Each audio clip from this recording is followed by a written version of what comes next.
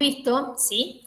Que tanto sea cualquiera de las metodologías, tanto sea o la metodología del ciclo de vida o otro tipo de método que usemos para las etapas o las actividades que se realizan son básicamente las mismas, en tanto sea una etapa de análisis, una etapa de diseño, una etapa de programación, de prueba, de implementación y de mantenimiento. Entonces, líneas generales con mayor o menos grado de desarrollo o llamándola de alguna manera o llamándola de otra, sabemos que las actividades que tenemos que hacer van a ser esas. Ahora, dependiendo del tipo de sistemas que uno vaya a abordar, digamos, el análisis del sistema o el desarrollo que vaya a hacer de un sistema, ¿sí? Las herramientas o las metodologías que vayan a usar pueden ser otro, digamos.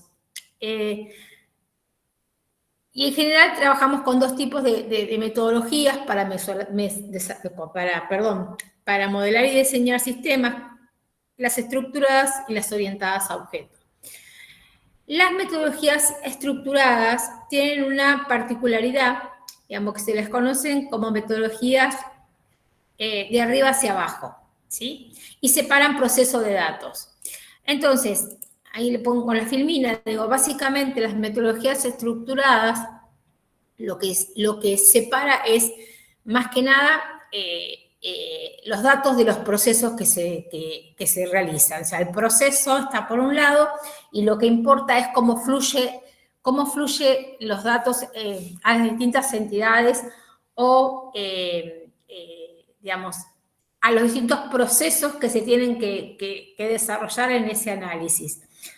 Lo que vamos a ver nosotros también que son metodologías que van de lo general a lo particular, digamos, por eso se les llaman, que van de técnica del paso a paso y que aparecen, digamos, de arriba hacia abajo, porque, digamos, la herramienta más importante que utiliza una metodología estructurada, que es la que vamos a ver nosotros, es el diagrama lógico de flujo de datos, que lo conocemos como el DFD.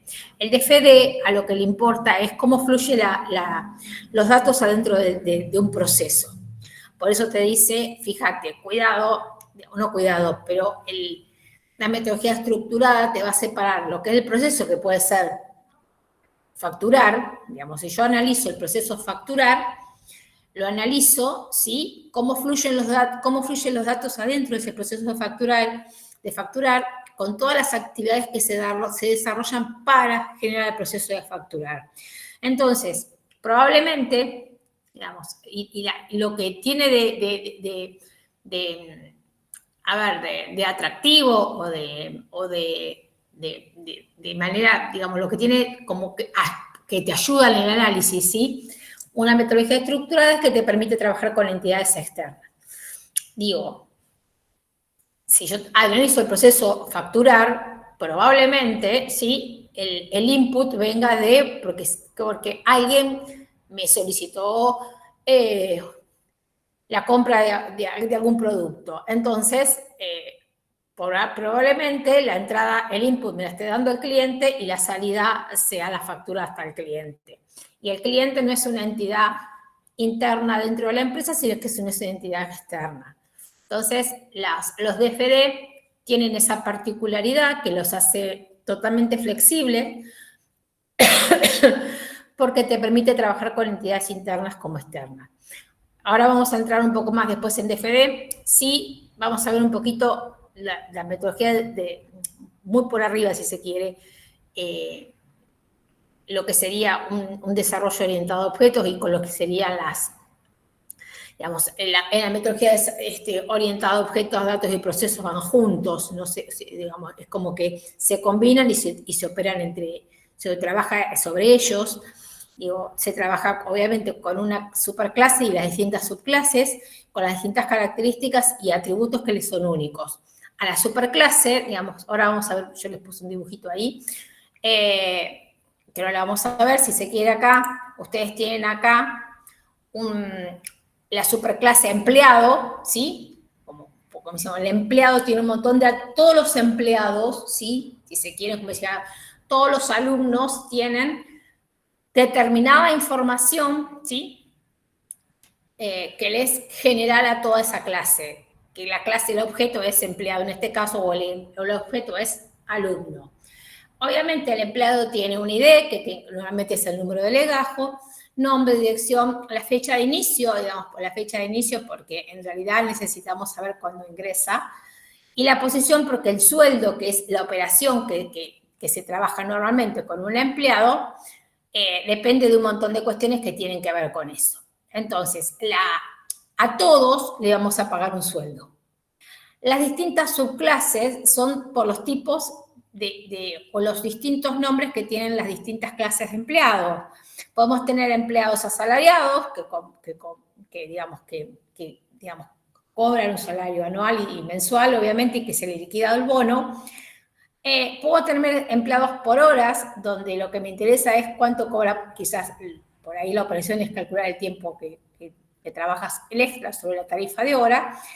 Y en el temporal, lo que me va a determinar, digamos, la operación que está predeterminada acá, o la información que opera sobre esta subclase, tiene que ver quizás, está puesta ahí en términos de digamos, cuando vos te excedes, digamos, cuando dejas de ser temporal para ser otro tipo de empleado, porque te determina, digamos, cuando pasás a ser permanente y cuando te pasaste de horas temporales. Entonces, las metodologías orientadas a objetos, digamos, cuando nosotros estamos quizás haciendo un desarrollo y estamos trabajando de esta manera, obviamente, dependiendo obviamente va a depender de la organización y de cómo trabaje la organización y las subclases que tenga, uno podría, ¿sí?, de alguna manera, generar este tipo de desarrollos como para saber las operaciones que hay que hacer, que hace cada digamos, el objeto en su masterclass o en la que sería el ancestro común, y las distintas clases que se abren, pero que en realidad de todos ellos yo tengo que tener el ID, el nombre, la dirección, etcétera, etcétera. Entonces, cuando estamos desarrollando con objetos, quizás una subclase, digamos, por ejemplo, en una empresa yo podría tener una superclase cliente, con nombre del cliente, ¿sí?, dirección, ¿sí?, el ID, que es el número del cliente, el inicio de relaciones, no. Y que quizás yo podría tener digamos, y acá lo que sería es, no es sueldo, digamos, el cliente me paga, digamos, por de alguna manera, y podría tener distintas subclases de clientes mayoristas, clientes minoristas, con distintas bonificaciones, con distintos atributos y con distintas operaciones que se tenga que hacer, digamos. Entonces, dependerá del tipo de organización que sea, si me conviene ir con una metodología orientada a objetos o una metodología totalmente estructurada, como puede ser un DFD. Las características que tiene el DFD, digamos, en general, están bien referidas a digamos, la orientación es que, como yo les decía, separa procesos de datos. Y una de las mejores facilidades que tiene un DFD es que trabaja solamente con 4 símbolos. La simbología del DFD, ¿sí?, tenemos la simbología de procesos, ¿sí?, donde normalmente dentro del proceso se escribe, ¿sí?, el verbo, que tiene que ver básicamente con el proceso que se está haciendo. A veces se lo identifica con el número, a veces sí, a veces no. Normalmente se pone el proceso que está haciendo, digo, armar,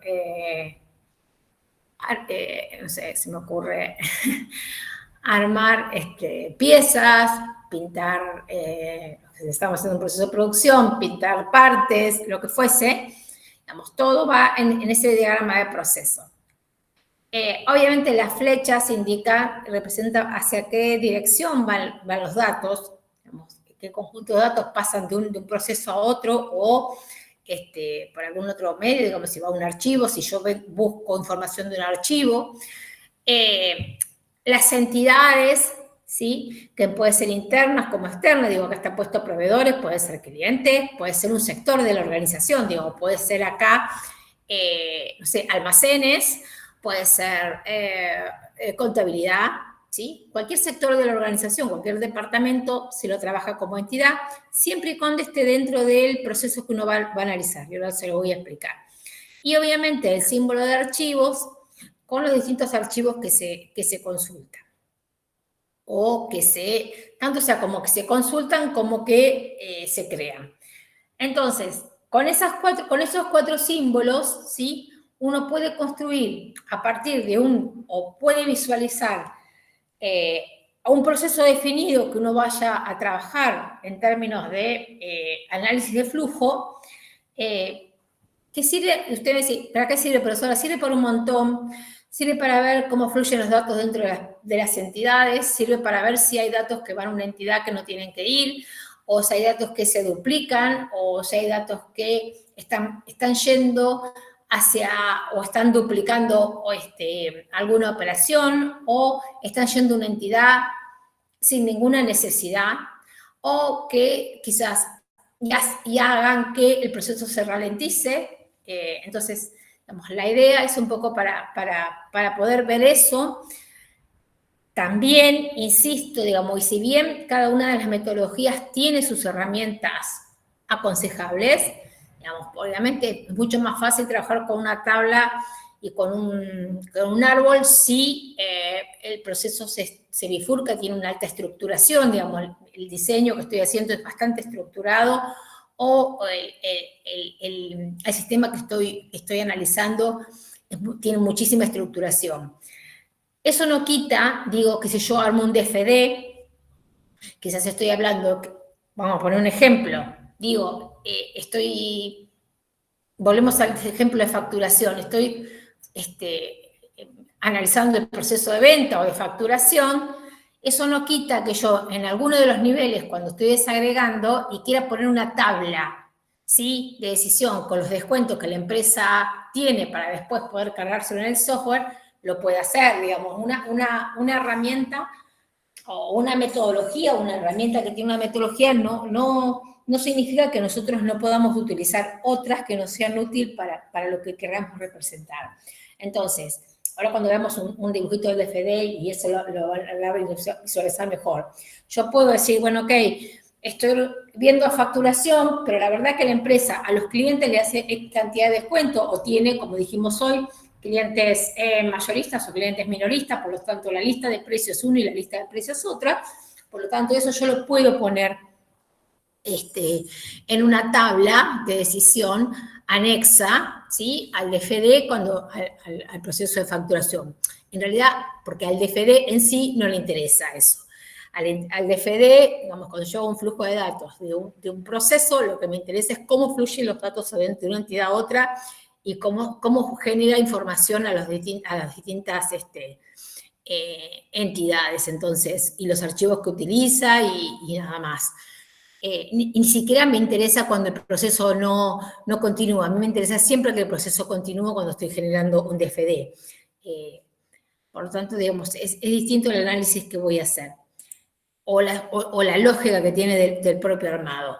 Cuando uno va a armar un DFD, lo primero que tiene que saber es cuáles son los límites.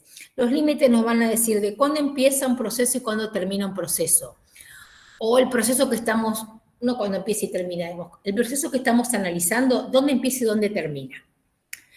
Si yo puedo estar analizando quizás un proceso de venta, ¿sí?, de una gestión de pedidos de un cliente, y quizás lo pueda cortar solamente cuando despacho y no la facturación, y la facturación lo dejo como un proceso aparte. Entonces analizo, el inicio es desde que el cliente solicita un pedido hasta que el pedido es despachado de almacenes.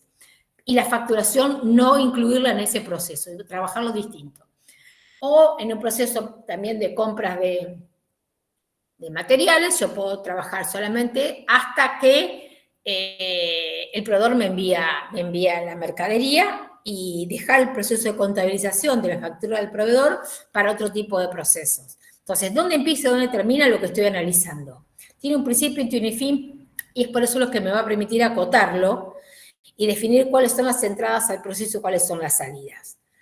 Si no, me queda una cosa enorme, con muchísimos procesos, y un DFD no me va a servir, no me va a servir ningún análisis, porque la idea es, digamos, trabajarlo como otro proceso, si se quiere, o un proceso encadena al otro, pero si yo quiero hacer un análisis muy, muy exhaustivo, digamos, y empiezo a generar más niveles, más niveles, más niveles, se me empieza a desvirtuar el DFD. Entonces, no, digamos, saber cuáles son las entradas y las salidas, cuáles son los ingresos y egresos de datos, qué es lo que va a salir, qué es lo que va a ingresar y qué es lo que va a salir, qué entidades se van a involucrar, qué archivos van a estar involucradas en ese proceso. Fíjense que ahí está, dice, las decisiones no se reflejan en el DFD. Digo, si el cliente desiste de la compra, no va a estar adentro del DFD. El DFD va a trabajar como, digamos, hay mercadería de stock y se vende. Y lo que sí, digamos, las distintas explosiones que tenga un DFD va a estar referida a los niveles que uno le pueda generar en términos de mayor nivel de detalle y apertura de procesos. Yo con esto soy bastante cuidadosa, en el sentido que a veces ir muy por encima de los niveles, digo, salirse de un nivel 1, nivel 2 y llegar a un nivel 3, nivel 4, te pierde de vista el proceso original que uno está analizando y a veces no resulta conveniente en términos ni de visualización, ni de análisis, desagregar tanto, digamos, tanto de general a lo muy particular, porque perdemos el sentido de la operación madre o del proceso madre que nosotros queremos analizar. Entonces, digo, también ese criterio del que está trabajando el DFD o el flujo de datos como para decir, bueno, ¿qué hacemos? ¿Hasta dónde vamos? ¿Hasta dónde no vamos? A ustedes se lo vamos a decir nosotros, hasta dónde ir o no de ir, pero bueno, básicamente esa es la idea, poder acotarlo y que el flujo sea entendible, sobre todo porque es una herramienta que tanto sea el DFD como el árbol, como las tablas, son herramientas que son bastante interactivas con otros participantes del equipo. Digamos, cuando nosotros veamos la semana que viene el análisis de proyectos, ustedes van a ver que quizás en este tipo de cuestiones están involucradas personas que quizás no sean, obviamente, no son especialistas en sistemas, sino que sean personas de otras disciplinas, que las cuales tienen que poder entender o pueden querer ver, digamos, algunas cuestiones y estas herramientas trabajan en un lenguaje que es entendible para todos. Entonces, si vemos acá el ejemplito que tenemos acá, si yo leo acá, digamos, dice confeccionar los niveles 0 y 1, por lo tanto vamos a ir hasta un solo nivel. El primero es el contextual, del diagrama de flujo de datos que refleje el procedimiento de organización de mesas de examen descrito a continuación. Entonces, yo ya sé, cuando leo, cuál es el proceso que voy a reflejar. En este caso es organización de mesas. Y después, acá tengo los tres pasos, si se quiere, o las 3 actividades, o la descripción que se tiene para poder armar el DFD. Entonces, lo primero que dice, ingreso de datos, armado de meso y envío de docentes y publicación. Son 3 actividades. Ingreso de datos, dice, la recepción de la solicitud por parte del alumno. Entonces, yo ya sé que quién va a disparar el DFD, quién es la entidad externa que va a disparar el proceso de organización de mesas de examen. ¿Están allí? Podrían contestar si están allí, así sé si están vivos.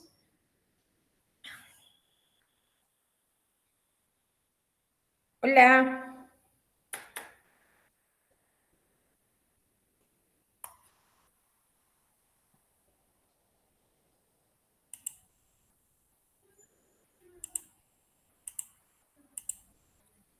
Hola, hola, hola.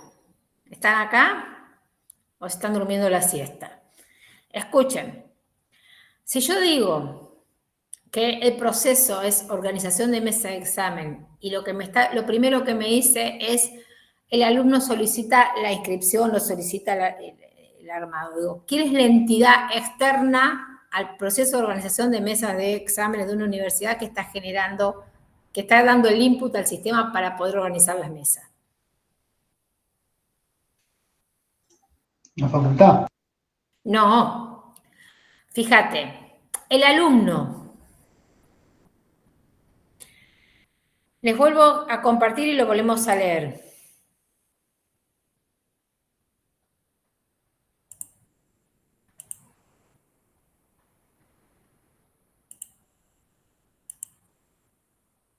Ahí se ve otra vez. Entonces, el ingreso de datos dice recepción de la solicitud por parte del alumno. Por lo tanto, lo que ingresa, lo que le da el input al procedimiento de organización de mesas es una solicitud por parte del alumno. La entidad externa, en este caso, que genera es el alumno. Después dice, digamos, ¿qué es lo que hace, suponiendo que esto lo hace el departamento de alumnos? Controlar la coherencia de los datos, legajo, carrera, materia, actualizar el archivo en mesas de examen con solicitudes válidas, y después viene el armado de mesas. El armado de mesas dice, a partir de las solicitudes válidas, se arman las mesas con los datos de los alumnos y del archivo de mesas de examen. Se actualiza el archivo, mesas cerradas. Envío a docentes y publicación. Con la información de mesas cerradas se designa aula a cada mesa. Se envía a cada docente convocatoria a mesa y se envía a publicaciones el cronograma. Entonces, vuelvo al inicio.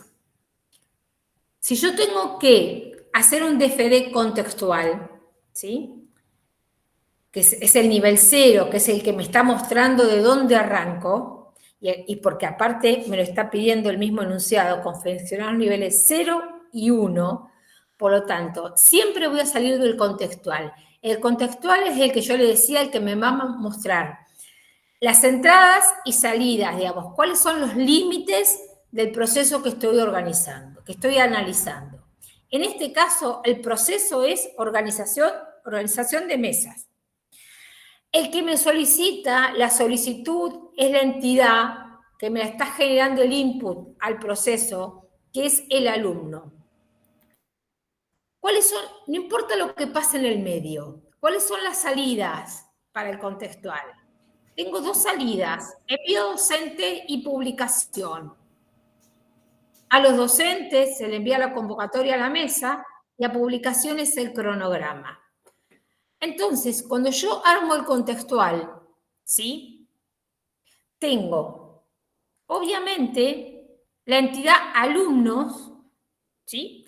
La flechita que me indica hacia dónde van los datos, solicitud de inscripción, organización de mesas de examen, que esto después lo vamos a abrir a nivel 1, organización de mesas de examen. Pero las salidas son dos, convocatorias a docentes y la solicitud de publicación de cronogramas a publicaciones. ¿Se entiende esto? Pues si no, no puedo avanzar. Sí, lo entiendo. ¿Vamos? ¿Estamos bien ahí? ¿Hay más quórum en la sala? Sí, ¿Se entiende? Ok. Entonces, yo tengo la entidad de entrada y las dos entidades de salida. Ahora, lo que voy a hacer en nivel 1, antes de ir a nivel 1, lo que les digo es, la clave de cualquier DFD es poder hacer muy bien el contextual. Cuando yo una vez que tengo armado el contextual, puedo desagregar. Por eso son metodologías que van de arriba a abajo, o si querés, de lo general a lo particular. Entonces, lo que voy a hacer ahora es armar el nivel 1, ¿sí? Que obviamente va a empezar de la misma manera y va a terminar de la misma manera que el contextual. Lo único que voy a tener acá es un mejor análisis de todas las actividades y procesos que se dan para la organización de mesas de examen. Entonces, si ustedes ven acá, vuelvo a alumnos, ¿sí? El alumno envía la solicitud de inscripción, entonces dice, si ustedes van al enunciado, vuelvo acá, decía controlar la coherencia de los datos con legajo, carrera, materia. Entonces, controlo coherencia con archivos de alumnos y materia. Por eso la flecha de van para acá. No necesito poner qué es lo que va, porque se sabe que controlo coherencia con archivos de alumnos y con archivos de asignaturas. Ustedes van a ver que después lo que hace, una vez que se controla coherencia, lo que le dice es actualizar el archivo de mesas de examen con las solicitudes válidas. Entonces, se arman solicitudes válidas. Como ustedes ven, ¿sí? El DFD, digamos, no te rechaza, digamos, no te dice el alumno no corresponde, se devuelve, digamos.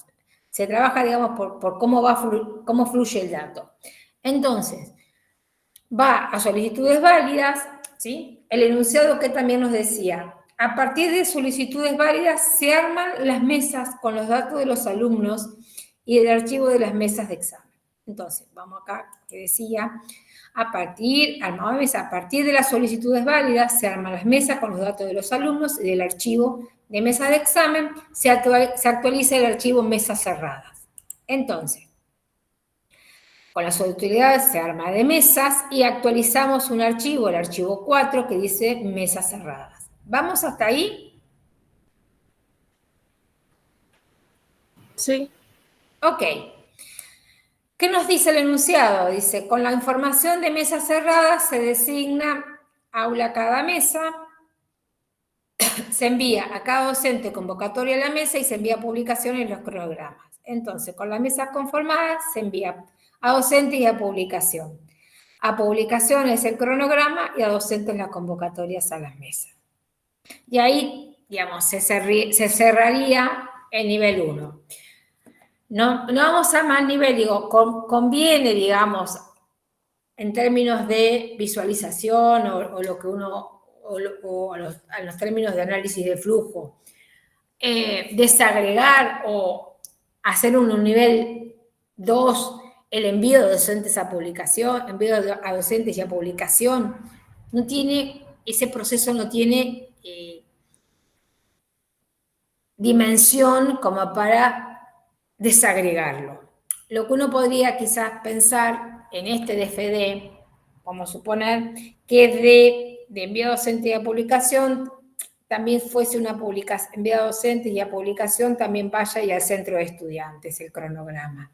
Entonces, como que uno está duplicando, ¿sí? Duplicando un archivo o está duplicando información, digamos, si mando publicaciones no debería por qué mandar al centro de estudiantes.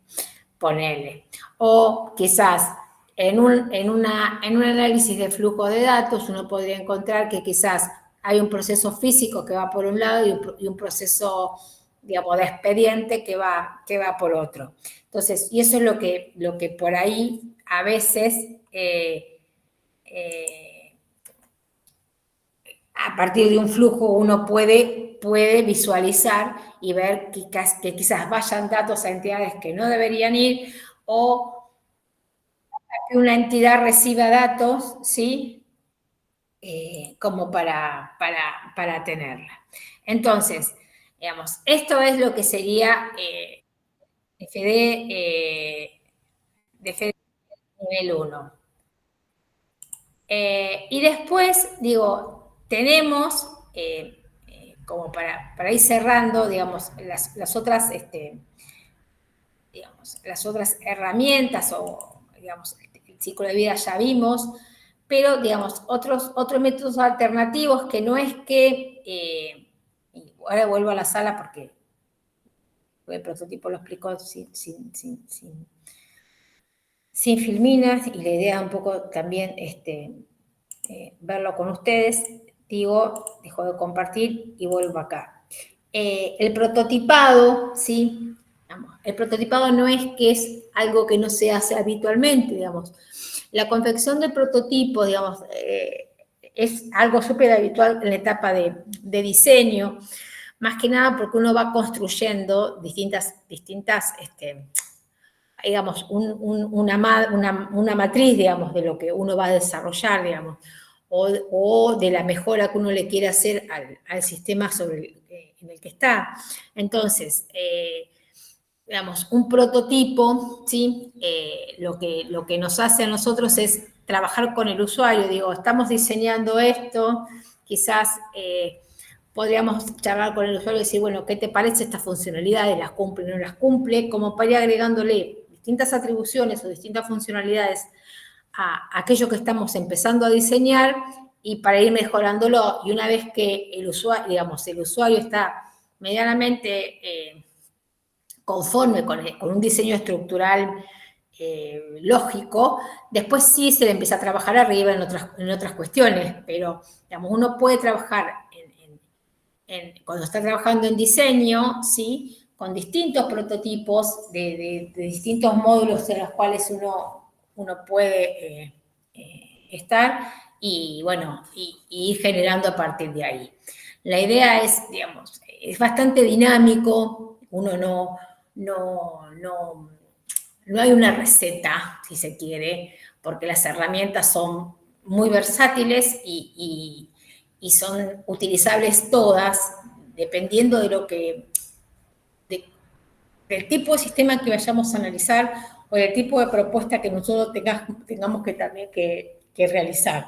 Entonces, digo, las herramientas son flexibles, lo que tenemos que ser flexibles también nosotros cuando nos ponemos a hacer este tipo de desarrollo, este tipo de análisis, digamos. O también de propuestas, digo, porque uno puede generar un montón de alternativas, digamos, siempre se está trabajando con distintas alternativas de proyectos y de propuestas al usuario, digamos, pero en la medida que vayamos construyendo los prototipos, el usuario puede opinar sobre el prototipo, puede hacernos sugerencias y eso nos aliviana después para cuando uno tenga que integrar distintos módulos, resulte de algo que ya está medianamente aprobado por el usuario. Porque el usuario lo puede utilizar, digamos, aún en entornos controlados, digamos, un prototipo debería tener la mayoría de las funcionalidades que el usuario requiere como para que él lo pruebe y le pueda dar el visto bueno. Vamos, yo insisto, todo puede ser mezclado, todo puede ser flexible, cada uno sabrá en qué proceso puede canalizar por una herramienta, qué proceso puede usar otra. Obviamente cuando tienes muchísima cantidad, un sistema tiene muchísima cantidad de información y de datos, un diagrama de flujo sirve para algunos procesos. Quizás cuando vayamos a hacer algún análisis de alguna cuestión en particular, quizás convenga mostrarlo como orientado a objeto, digamos, es totalmente flexible el uso de la herramienta que nosotros le querramos dar, de acuerdo a lo que nosotros querramos mostrar y lo que nos sea cómodo y útil. Eso siempre tiene que estar presente en cualquier herramienta que nosotros usemos, tanto sea una tabla como sea un árbol, lo que sea, digamos. Lo importante es que nosotros podamos sistematizar la información que estamos recabando, y para eso sirven estas herramientas. Las herramientas sirven para decir, bueno, ok, yo estoy haciendo, un usuario me está contando cómo es todo ese proceso de facturación para que después yo pueda hacer un desarrollo. Bueno, ok, digamos, para poder entenderlo en su totalidad, un diagrama de flujo me sirve un montón. Si yo quiero hacer un análisis de un proceso de compras, bueno, también, obviamente, un análisis de flujo me sirve un montón. Obviamente es que una tabla me va a servir con alta estructura, si no, no me va a servir. Entonces, quizás haya datos que los pueda mostrar de una manera, hay procesos que los puedo mostrar de otra. Lo importante es encontrar la herramienta en la cual uno se siente cómodo. Me cansé. Pero terminamos la unidad 3 como teníamos que terminarla. ¿Dudas con DFD? A ver, el DFD no tiene mayor inconveniente a la hora de dibujarlo. Muchas veces yo lo que sugiero, digamos, por ahí los chicos de económica a veces se complican con el DFD, en el sentido de que arriba de una flecha escriben un testamento. La idea es que arriba de la flecha vaya la información bastante sintetizada, digamos, uno no puede escribir un montón de cosas arriba de una flecha porque si no se hace imposible de leer y muy, muy complicado de visualizar. DFD tiene que despejarnos, digamos, como herramienta. Entonces, muchas veces cuando uno quiere poner mucho arriba una flecha, yo lo que sugiero normalmente es trabajar con referencia. Digo, si yo quiero poner arriba, digamos, me queda una flecha corta en el flujo y quiero poner un montón de cosas que van por ahí, que los datos son extensos, yo lo quiero poner, bueno, hago una referencia, pongo uno arriba de la flecha y después pongo uno y pongo en un costado los datos que fluyen. La idea es que sea visible, que sea entendible y no lo llenemos de información, digamos, porque si no, no nos sirve. Pero bueno, la FD se aprende a hacerlo haciéndolo, no hay otra manera. Con Leandro van a trabajarlo de FD tranquilos, así que no deberían tener mayor inconveniente, digamos, sobre todo porque entiendo que es una herramienta que ustedes ya han utilizado, lo mismo que una tabla. Pero bueno, la idea es mostrarle quizás cómo con Leandro quizás vayan a ver procesos que son mucho más de empresa y contables que les van a resultar bastante más, quizás, o no tan cercanos con lo que hayan visto quizás hasta ahora. ¿Dudas con esto? ¿Están vivos ahí? Por mi parte no tengo dudas. Ok, Yaimina. ¿Alguien más tiene alguna duda? Ok, todo bien. ¿Los chicos de Pergamino están vivos?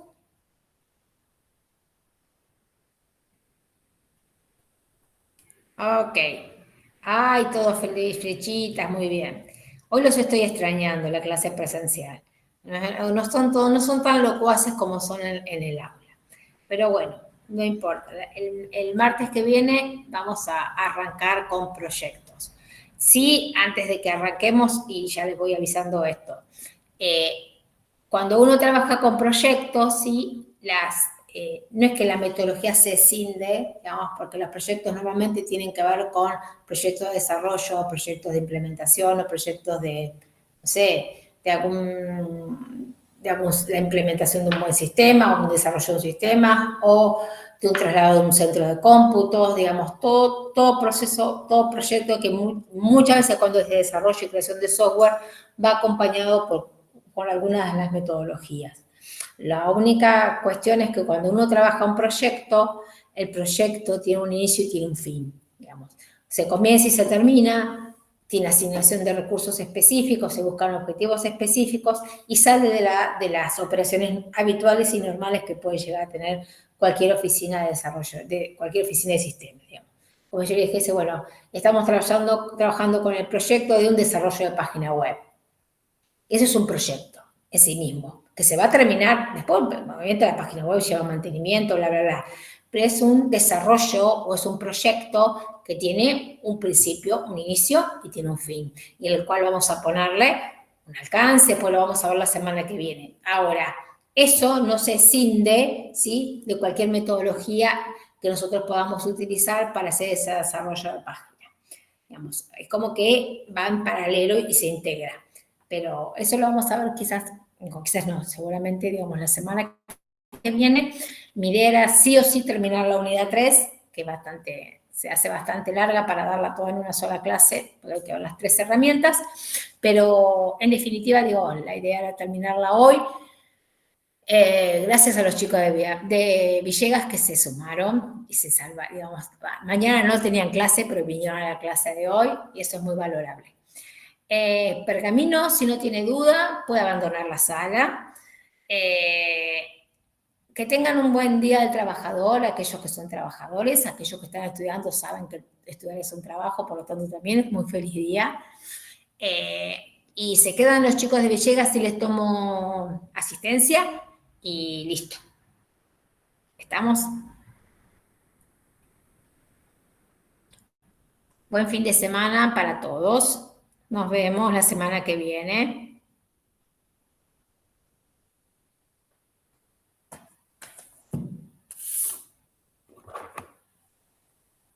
No nos faltaba mucho, así que vamos rápido y ya les tomo la asistencia a ustedes y ya los libero. Por eso les dije, no vayan.